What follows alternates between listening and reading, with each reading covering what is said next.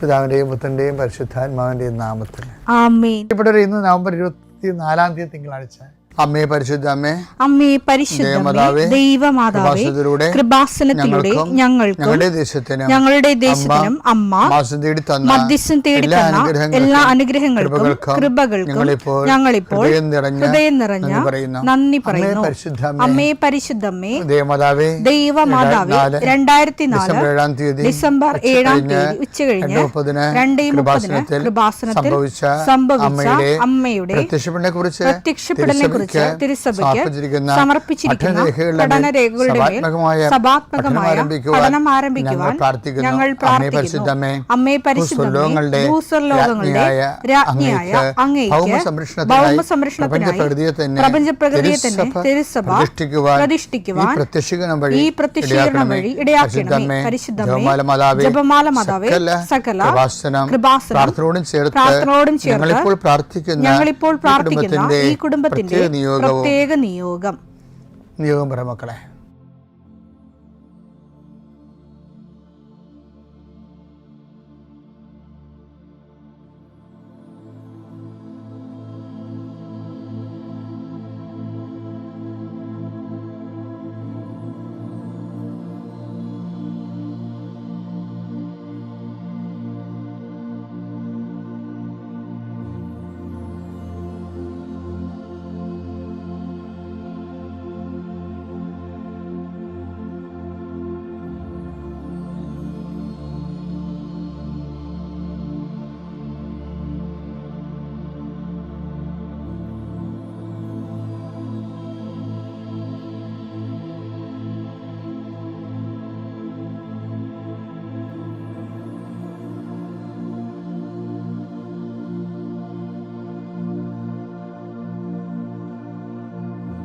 അമ്മയുടെ പ്രത്യക്ഷീകരണത്തിന്റെ ഈ അനുഗ്രഹവേളയിൽ ഞങ്ങൾക്ക് സാധിച്ചു തരുവാൻ കനിയണമേ. ആമേൻ. വിശ്വാസ പ്രമാണം.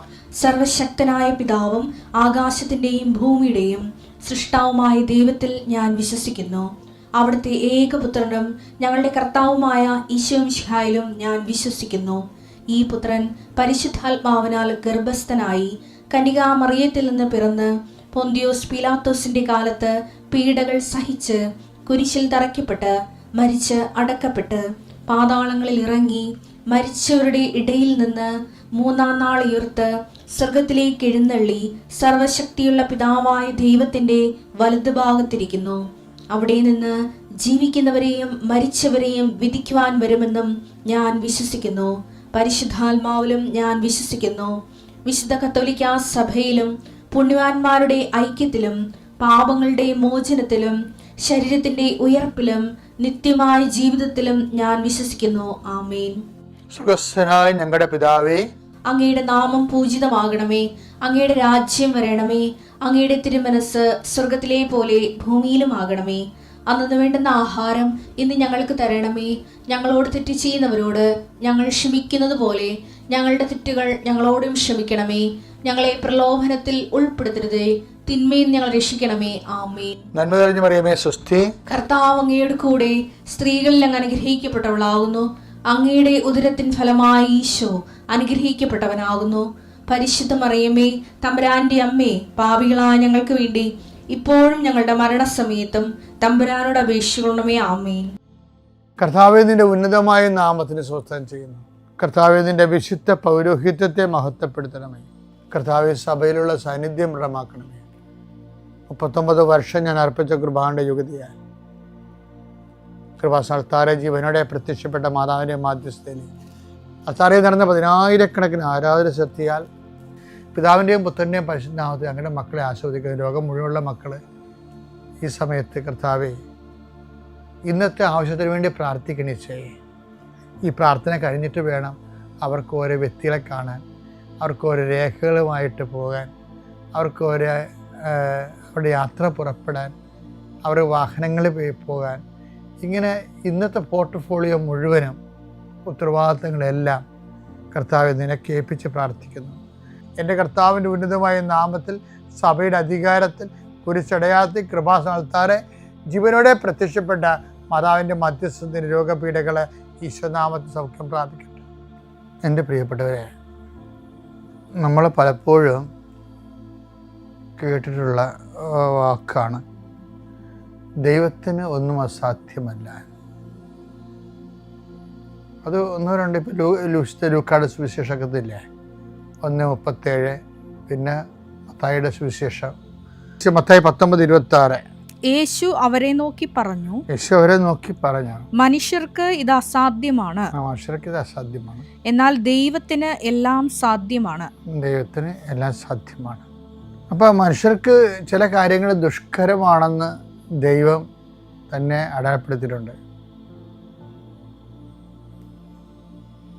അതിൻ്റെ വിഷയം എന്ന് പറയുന്നത്, ഇപ്പം നമ്മൾ ദൈവത്തിൽ നിൽക്കുമ്പോൾ എനിക്ക് പലപ്പോഴും തോന്നിയിട്ടുള്ളത്, ഇപ്പം നമ്മൾ ദൈവത്തിനെല്ലാം അസാധ്യമാണെന്ന് നമ്മൾ പറയത്തില്ലേ. അപ്പോൾ ഇന്ന് എല്ലാം സാധ്യമാണ്. കർത്താവ് മരിക്കണതിന് മുമ്പ് ഗെത്സെമനിയിലെ ചോര വീർത്തുള്ള പ്രാർത്ഥനയില്ലേ, അപ്പോഴും ഈശോ പറയേണ്ടത് ഇതാണ്: പിതാവേ, അങ്ങേക്ക് എല്ലാം സാധ്യമാണ്. മർക്കോസ് 14:36. അവൻ പറഞ്ഞു, ആബാ പിതാവേ, എല്ലാം അങ്ങേക്ക് സാധ്യം. പക്ഷെ എല്ലാം സാധ്യമാകുമ്പോഴും നമ്മളെപ്പോഴും മനസ്സിലാക്കേണ്ടത്, ദൈവത്തിൻ്റെ നീതിബോധം എല്ലാം ലളിതമാക്കണില്ല. ഞാൻ പറയണത് നിങ്ങൾക്ക് മനസ്സിലാകുന്നുണ്ട്. അതായത് ദൈവത്തിന് എല്ലാം സാധ്യമാണ്, പക്ഷെ എല്ലാം സിമ്പിളല്ല. അതിൻ്റെ കാരണം എന്താ? ഇപ്പം മനുഷ്യൻ്റെ പാപത്തിന് പരിഹാരമായിട്ട് മനുഷ്യരുടെ പാപങ്ങൾ ഈശോ ഈ ഭൂമി വന്നപ്പോൾ എന്താ പറയണത്? മനുഷ്യപുത്രന് പാപം മോചിക്കാൻ അധികാരമുണ്ടെന്ന് അറിയേണ്ടതിന് നിന്റെ കിടക്കയും എടുത്തുകൊണ്ട് നടക്കാൻ പറഞ്ഞു. പാപം മോചിച്ച് സിമ്പിളായിട്ട് പാപം മോചിച്ചു, അത്രയേ ഉള്ളൂ. അപ്പം മനുഷ്യരാശിയുടെ പാപങ്ങളെ ദൈവത്തിന് സിമ്പിളായിട്ട് മോചിക്കാം. പക്ഷെ ദൈവത്തിൻ്റെ നീതിബോധം ഈ എല്ലാം സാധ്യമായ ദൈവത്തിന് എല്ലാം സിമ്പിളാകുന്നില്ല. ദൈവം അത് സിമ്പിളാക്കാത്തതാണ് ശരിക്കും പറഞ്ഞാൽ. പക്ഷേ അത് ദൈവത്തിൻ്റെ നീതിബോധമാണ്. മനുഷ്യൻ ചെയ്ത പാപത്തിന് പരിഹാരമായിട്ട് യേശു ദൈവം തന്നെ മനുഷ്യനായി മനുഷ്യ ശരീരത്തിൽ പാപത്തെ ശിക്ഷ വിധിച്ച് റെക്ടിഫൈ ചെയ്യുന്ന ആ വീണ്ടെടുപ്പില്ലേ, അത് ഭയങ്കര സങ്കീർണമല്ലേ. എന്നാൽ മനുഷ്യൻ്റെ പാപങ്ങൾ മോചിക്കട്ടെ എന്ന് ദൈവം പറഞ്ഞ് സിമ്പിളാക്കിയാൽ മതിയായിരുന്നല്ലേ? സിമ്പിളല്ല. എല്ലാം സാധ്യമാണ്, എല്ലാം സിമ്പിളല്ലേ. ഞാൻ എന്താ ഇപ്പോൾ ഇത് പറയാൻ കാരണം വെച്ച് കഴിഞ്ഞാൽ, ദൈവത്തിന് വേണ്ട സിമ്പിളാക്കാവേ, പക്ഷെ ദൈവം സിമ്പിളാക്കത്തില്ല. അത് ദൈവത്തിൻ്റെ നീതിബോധമാണ്. അതുപോലെ തന്നെയാണ് ദൈവം നമ്മളുടെയൊക്കെ എന്നും പ്രതീക്ഷിക്കുന്നത്. കഴിഞ്ഞ ദിവസങ്ങളിൽ ഒരു സഹോദരി അവരുടെ നട്ടലിങ്ങനെ വളഞ്ഞിരിക്കരുത്. അവർ 2 പ്രാവശ്യം മെഡിക്കലിൽ അവർ റിജക്റ്റഡായി. 3ാമത്തെ പ്രാവശ്യം അവൾ മെഡിക്കലിൽ വന്ന് എന്താ വെച്ചാൽ ഈശോയോട് പറയും, ഈശോ എൻ്റെ നട്ടൽ വളഞ്ഞതാണെന്ന് എനിക്കും അറിയാം, നിനക്കും അറിയാം. അപ്പോൾ ചിലപ്പോൾ ഈ സമയത്ത് ഞാൻ മെഡിക്കൽ റിജക്റ്റ് ആകും. പക്ഷേ എനിക്ക് നിന്നൊരു കാര്യം പറയാനുണ്ട്. ഞാൻ റിജക്റ്റ് ആയാലും ശരി, എൻ്റെ ജീവിതത്തിൽ എൻ്റെ മുമ്പിൽ വേറെ മാർഗങ്ങളുമില്ല. പക്ഷെ ഞാൻ റിജക്റ്റ് ആയാലും ശരി, എനിക്ക് നിന്നോടുള്ള സ്നേഹത്തിന് ഒരു കളങ്കവും ഉണ്ടാകത്തില്ലെന്ന് പറയും. അപ്പോഴെന്താ, ആ ഒറ്റ സംഭവം വളഞ്ഞുപോയ നട്ടല് ആ ഒറ്റ ടെസ്റ്റിൽ നേരെയായി. ഇപ്പം സിമ്പിളാണ് ദൈവത്തിന്. പക്ഷേ എന്താ പ്രശ്നം? അതിനകത്ത് അവൾ എന്താ പറഞ്ഞിരിക്കണത്? അവൾ അതിൻ്റെ അകത്ത് ആ പ്രെയറിൻ്റെ അകത്ത് ഒരു സത്യസന്ധത സാധാരണ ആൾക്കാർക്ക് കിട്ടാത്തൊരു സാധനമാണ്. അവർക്ക് എന്തെങ്കിലും പ്രാർത്ഥിക്കുന്നത് കിട്ടിയില്ലെങ്കിൽ ദൈവവുമായിട്ടുള്ള ബന്ധം കുറഞ്ഞു വരും. പ്രാർത്ഥന കുറയും, വചന വായന കുറയും, ദൈവത്തോട് ബന്ധപ്പെട്ട ആത്മീയമായ എല്ലാ വിഷയങ്ങളും കുറയും. അപ്പോൾ ഇവളത് നേരത്തെ മുൻകൂർ ജ്ഞാനവര ഉള്ളത് കൊണ്ട് അവൾ മനസ്സിലാക്കി, കർത്താവേ, എനിക്കതിന് കുഴപ്പമുണ്ടെങ്കിലും അത് എൻ്റെ കുഴപ്പം മാത്രമായിരിക്കും, അത് ഞാൻ നിന്നെ കുറ്റം പറയത്തില്ല. പക്ഷെ എനിക്ക് നിങ്ങളുടെ സ്നേഹത്തിന് ഒരു കുറവ് സംഭവിക്കത്തില്ല. ഉടമ്പടി ഇപ്പോൾ വളർന്ന് മനുഷ്യരെ ശരിക്കും വളർന്ന വലിയ ആൾക്കാരെ ഉടമ്പടിയിലൂടെ ഇപ്പോൾ ഉടമ്പടി നമുക്ക് സംഭാവന ചെയ്യുന്നുണ്ട്. ഈടിറ്റ ദൈവിക മനുഷ്യരെ ഉടമ്പടി ലോകത്തിന് കാഴ്ചവെക്കുന്നുണ്ട്. അപ്പോൾ ഈ വലിയൊരു ആധ്യാത്മികമായ മുന്നേറ്റ കാലത്താണ് നീ ജീവിക്കണമെന്ന് ഓർക്കണം. ദൈവതിരുസന്നിധിയിൽ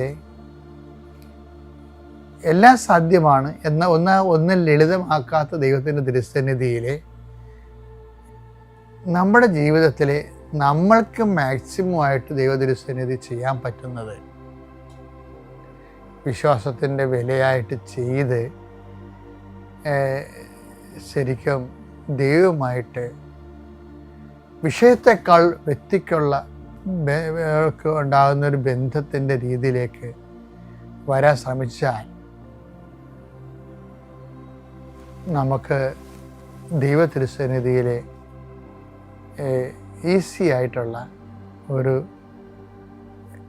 റിലേഷനും കൊടുക്ക വാങ്ങലുകളും ട്രാൻസാക്ഷനും പിന്നെ smooth and easy relations keep ചെയ്യാൻ പറ്റും.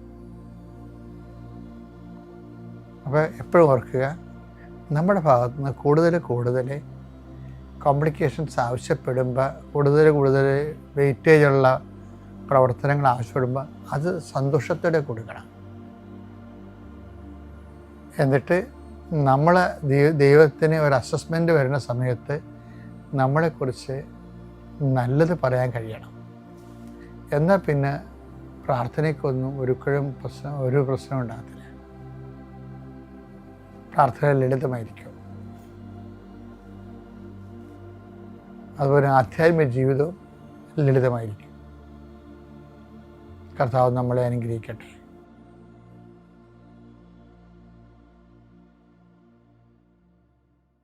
അത്യപൂർവ ദൈവാനുഭവങ്ങൾ ഇനി നിങ്ങൾക്കും സ്വന്തം.